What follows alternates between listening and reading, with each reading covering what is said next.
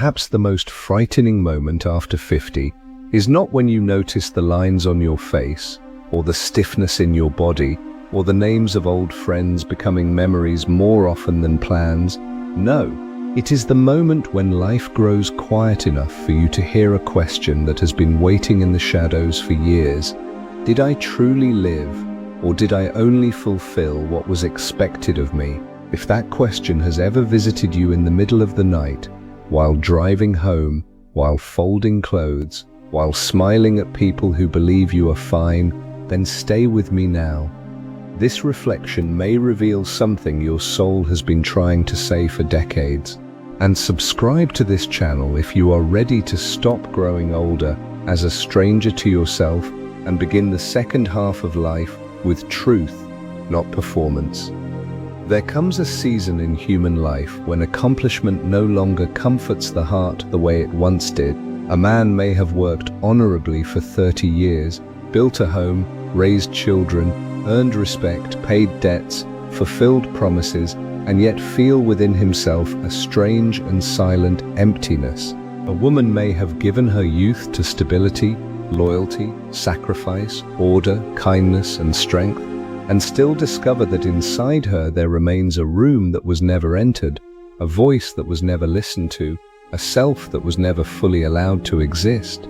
This sorrow is difficult to confess because it does not always look dramatic from the outside. There has been no public collapse, no visible disaster, no scandal, no loud failure, and yet inwardly something aches with the pain of a life that was useful, admirable, maybe even successful, but not entirely inhabited. In the first half of life, the human being is often occupied with construction. We construct identity, career, family, reputation, routine, competence. We learn what earns approval. We discover which parts of ourselves are rewarded and which parts are inconvenient, so we shape ourselves accordingly. We become agreeable, capable, productive, diplomatic, reliable, self-controlled. We become what the world can use. And because adaptation is necessary, we mistake this mask for the whole self. But the soul does not forget what was pushed aside. It does not lose memory of the tenderness that was hidden, the anger that was swallowed, the creativity that was delayed, the longing that was mocked, the grief that was never given space, the truth that was edited to preserve peace.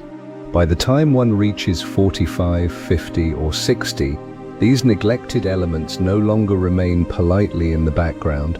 They begin to press against the walls of consciousness. They appear as restlessness, heaviness, irritability, envy, numbness, fatigue, resentment, or a haunting sense that one has somehow been absent from one's own existence.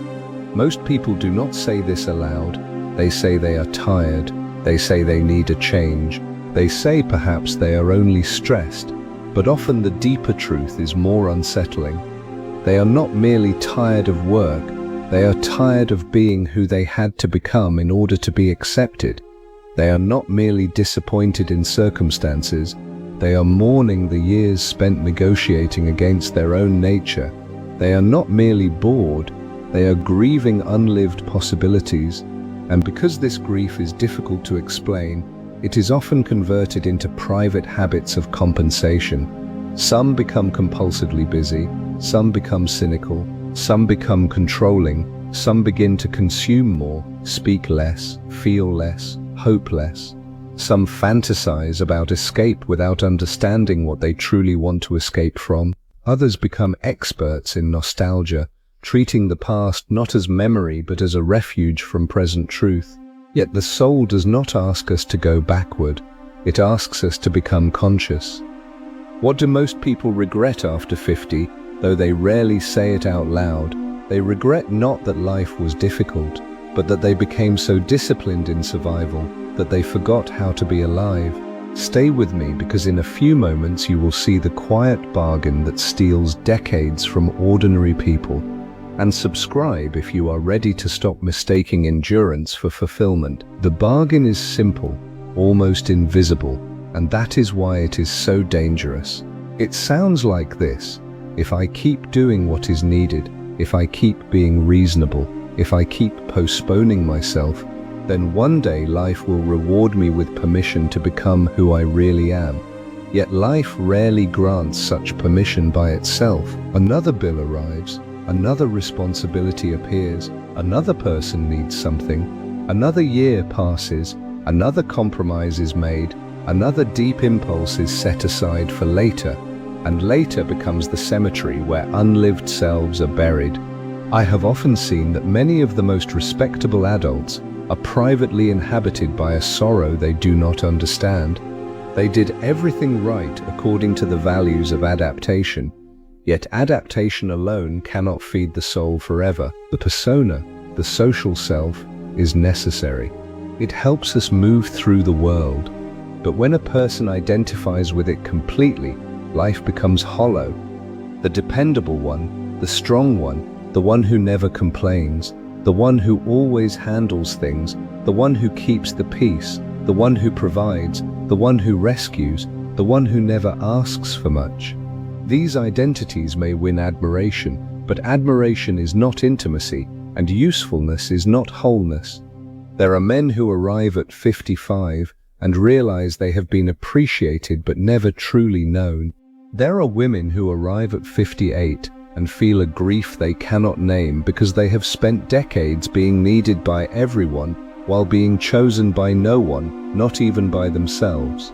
There are parents who wake one day after the children have grown and discover not freedom, but disorientation, because the role they served so faithfully consumed the space in which a deeper identity might have ripened. This is why later life can feel so disorienting.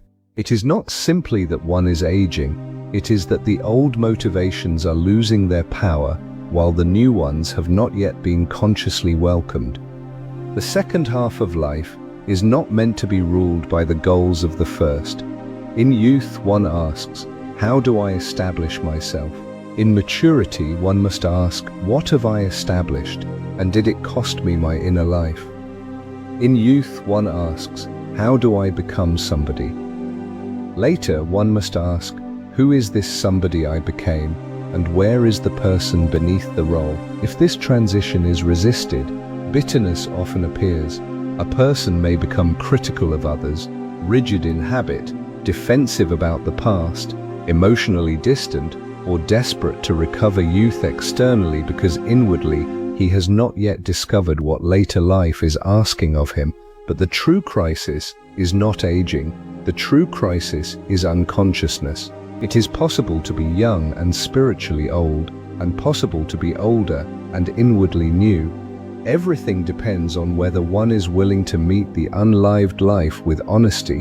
One of the most painful regrets after 50 is the realization that much of what one called success was built on borrowed values. A man may discover that his ambition was never fully his own. It belonged partly to his father's fear, partly to his social class, partly to the terror of humiliation, partly to the hope that admiration would finally quiet an old wound of inadequacy. A woman may discover that what she called goodness was often the fear of disappointing others, the fear of conflict, the fear of abandonment, the inability to ask for reciprocity, the habit of making herself emotionally small so that everyone around her could remain comfortable. These discoveries can be humiliating, but they are also sacred, for what is seen can be transformed. What remains unconscious continues to govern in silence. Is it too late to change once the pattern has become your life? No, it is too late only for the fantasy that change will come without truth. Very soon you will understand why silent regret is not merely pain, but a summons. Subscribe if you are ready to stop decorating a life that no longer feels like your own. There is a special kind of loneliness that often arrives after midlife. It is not the loneliness of having no one around, it is the loneliness of being surrounded while feeling internally unseen. It happens in long marriages where logistics replaced intimacy years ago. It happens in friendships built on history rather than honesty.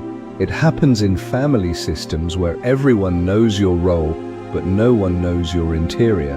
It happens in professional success when many people value your output, but few care about your actual soul. A person can sit at a dinner table, smile, nod, ask the right questions, refill glasses, discuss obligations, mention grandchildren, work, schedules, weather, plans, and still feel as though he has vanished from the scene. Many people after 50 do not regret that they loved too much.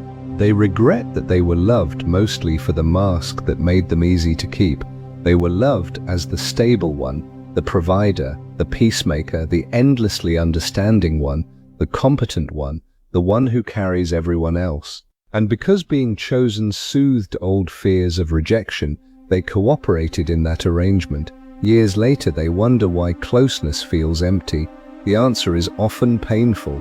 A false self can achieve attachment, but it cannot experience deep intimacy. It can be approved, relied upon, even adored, but not truly met. This is why so many relationships in later life become quietly sorrowful. Not because love was absent in every sense, but because truth was diluted for too long. Some people, unable to face this directly, begin to dream of dramatic escape.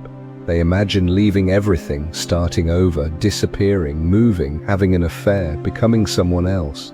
But the outer fantasy often disguises an inner problem.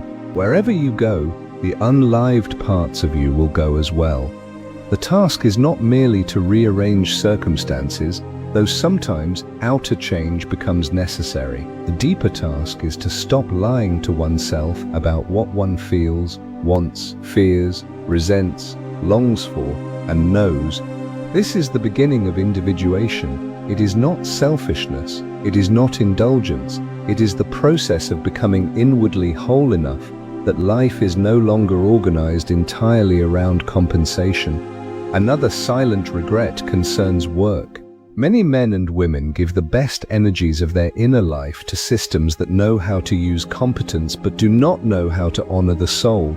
Work can be noble, but when identity fuses completely with productivity, a dangerous emptiness forms. Then retirement feels not like relief, but like psychological collapse. Or work continues long after the heart has dried up, because without performance, the person does not know who he is. This is why some people fear silence more than noise. Silence threatens to reveal what years of busyness managed to postpone. The body often becomes the first truth teller. What the conscious mind rationalizes, the body may refuse to carry forever. Chronic tension, insomnia, shallow breathing, fatigue after family gatherings, numbness after repeated social performance, heaviness in the chest after saying yes to what the soul experiences as no. These states are not always purely symbolic, of course, but the psyche and body converse more intimately than modern people often admit. The body knows when a person is living too far from his nature. It knows when obedience has become self-abandonment. It knows when being mature has become a polished form of deadness. Why does regret become sharper after 50? Because time stops sounding like theory and begins speaking like fact. In a few moments, I will show you the hidden gift inside that confrontation. Remain here and subscribe if you want the next years to contain depth instead of denial. When one is young, one can imagine endless revision. There is always tomorrow, next year, some future season when truth will finally be lived. But later life removes the narcotic of endless postponement. A birthday arrives, a parent dies, a child leaves home, a diagnosis appears, a career plateaus, a marriage exposes its real structure, a quiet house becomes too quiet. Suddenly the soul understands that time is not merely passing, it is being spent. And this realization, though painful, is a mercy. It is often the beginning of seriousness. It says, no more imaginary life, no more abstract longing, no more believing that meaning can be deferred without consequence. Later life becomes sacred the moment you stop asking how to preserve the old identity and begin asking what truth is trying to be born through what remains of your years. Many people also regret the character they formed in order to survive childhood wounds. The child who learned to be useful becomes the adult who feels guilty at rest. The child who learned to keep peace becomes the adult who disappears in conflict. The child who learned that excellence earns love becomes the adult who cannot feel worthy without overperforming. The child whose emotions were mocked becomes the adult who calls numbness stability.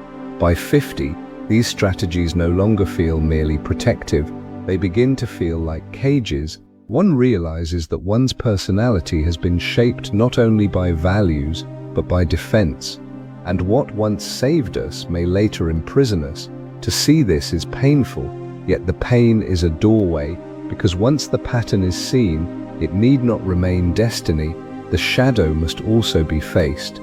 Many of the regrets people carry in later life belong to what they rejected in order to remain acceptable. The gentle person may discover buried rage. The rational person may discover neglected intuition. The selfless person may discover a starved hunger to be cared for. The responsible person may discover long-buried sensuality. The spiritual person may discover envy. The disciplined person may discover grief. The efficient person may discover tenderness. The independent person may discover loneliness so deep it has been hidden beneath competence for decades. The shadow is not merely dark in a moral sense. It is often life that was forced underground. And what is forced underground does not disappear. It returns through projections, resentments, fascinations, symptoms, and sudden emotional storms. A man criticizes another for leaving a stable life, not because the act is objectively foolish, but because it awakens the unlived rebel within him. A woman feels irrationally troubled by someone who speaks boldly because her own truth has been silenced for years. Envy is often the soul's map to abandoned possibility. Most people would rather judge what awakens them than grieve what they sacrificed. Yet grief is the more honest road. Can regret become wisdom instead of bitterness? Yes, but only if you are willing to mourn what was not lived, instead of pretending it never mattered. Stay with me. What comes next may change how you see your own past, and subscribe if you are ready to let sorrow mature you instead of harden you. There is no transformation without grief. This is one of the great truths of maturity. You cannot enter the second half of life consciously without acknowledging that some dreams did not unfold, some roads closed, some identities will remain unlived. Some years were spent in roles that concealed as much as they protected. Perhaps you will never be the person you imagined at 30. Perhaps you will never receive the apology you deserved. Perhaps the marriage did not become the sanctuary you hoped for. Perhaps your work consumed more life than it gave. Perhaps your youth disappeared under obligations before you understood what mattered.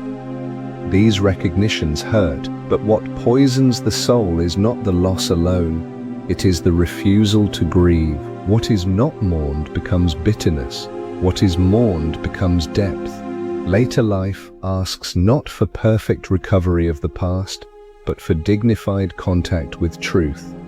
To say yes, that life did not happen and I grieve it is not defeat. It is liberation from illusion. I have seen ordinary people come alive again, not because they recovered youth, but because they abandoned pretense.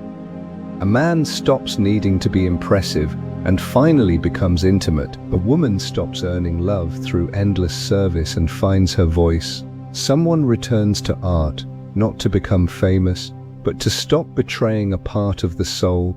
Someone else begins telling the truth in a marriage that has survived on politeness for years. Another admits loneliness for the first time.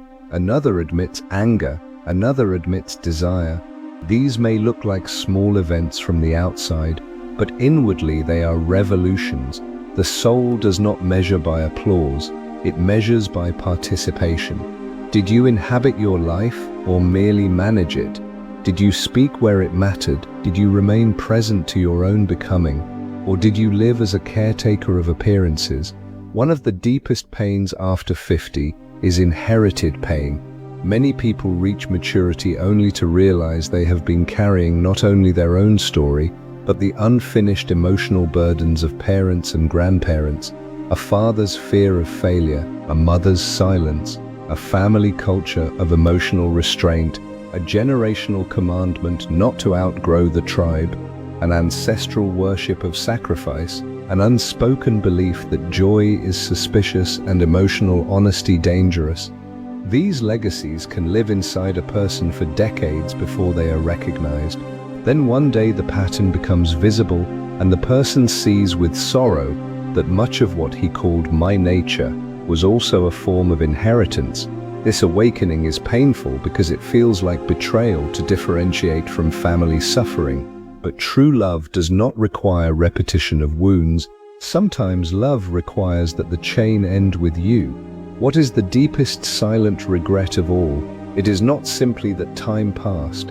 It is the suspicion that you were absent while your own life was happening. But the moment you can name that absence, something in you has already begun to return. Stay here, because now we arrive at the turning point. And subscribe if you are ready to choose presence over habit. The turning point is responsibility, not self-hatred, not endless blame. Responsibility. There is a difference. Many people awaken late and immediately begin attacking themselves. I wasted my life. I ruined everything. I was weak. I was foolish. But this is often despair pretending to be honesty. Responsibility is cleaner and more adult. It says, yes, I participated in my own diminishment. Yes, I stayed too long, feared too much, adjusted too often, performed too faithfully, swallowed too much truth, postponed too much life, and now I will relate differently to what remains. This is the beginning of dignity. Not all outer circumstances can be changed at once, but sincerity can begin now. You may not leave your job tomorrow, but you can stop calling misery maturity. You may not rewrite your marriage in a week, but you can stop praising emotional starvation as stability.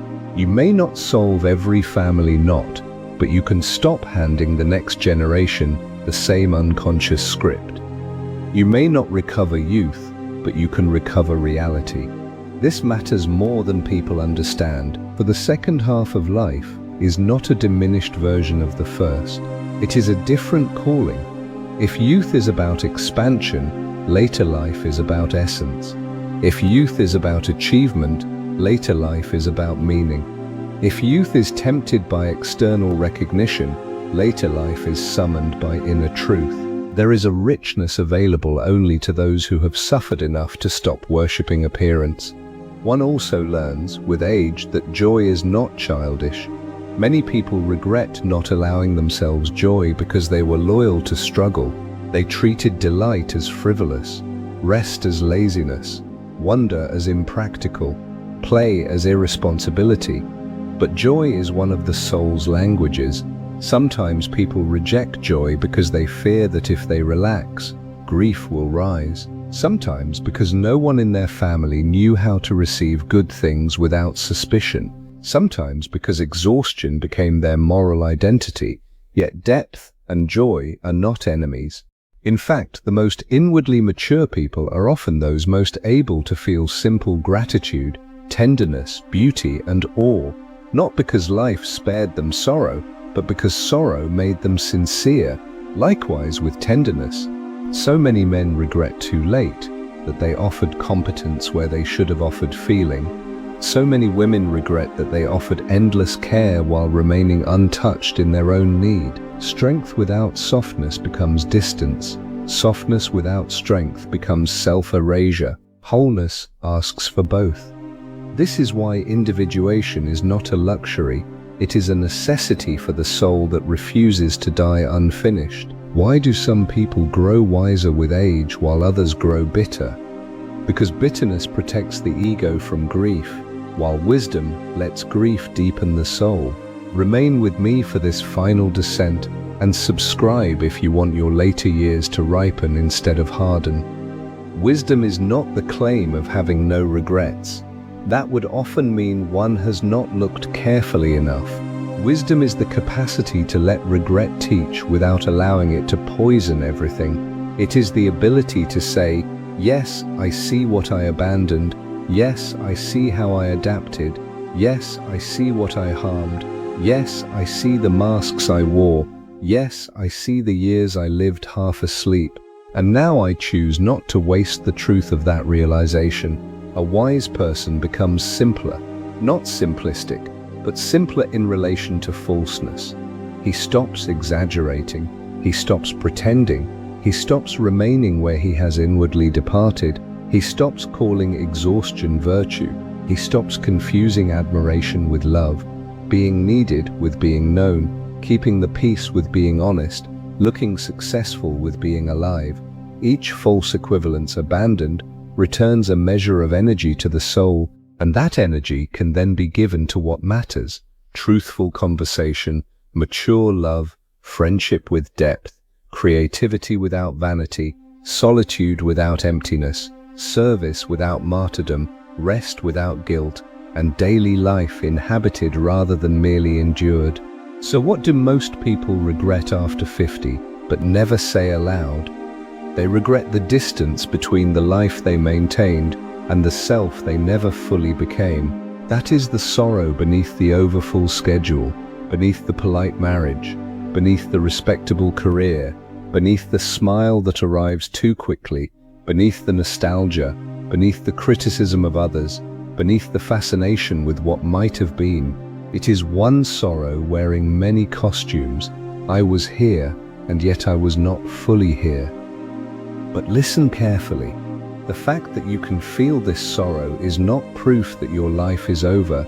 It is proof that the soul has not given up on you. Something in you still recognizes the difference between existing and living. Something in you still knows when a room goes emotionally cold, when a yes is really a no, when your laughter is automatic, when your body tightens around an obligation that no longer belongs to your becoming. This knowing is sacred. Do not betray it again. Let it guide you toward the life within the life that still remains possible. Begin where the falseness hurts most. Notice where resentment rises. Notice whom you envy. Notice where your body grows heavy. Notice where you become agreeable instead of real. Notice where duty has become a refined form of disappearance. Notice where you long to speak but remain silent. Notice where you perform warmth instead of feeling connection. Notice where you call fear responsibility and deadness peace. These are not accusations, they are lanterns. They show you where your soul is waiting. And so I leave you with this. Do not turn your regret into private shame. Turn it into consciousness.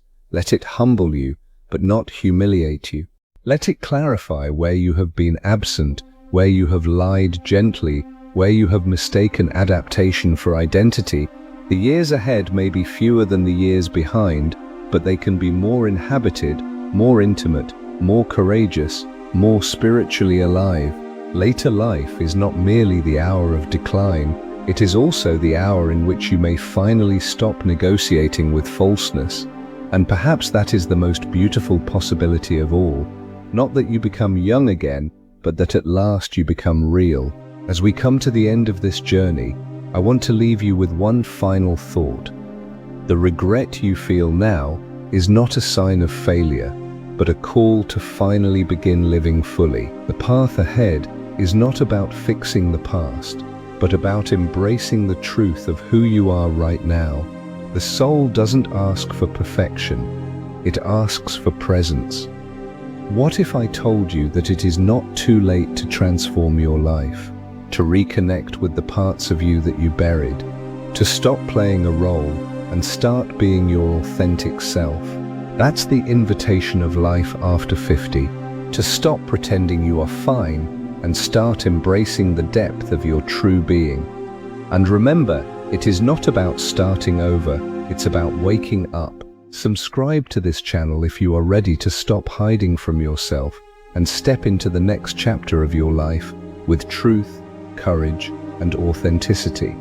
Because the second half of life is not an ending, it's a new beginning. Stay with me. There is so much more to discover.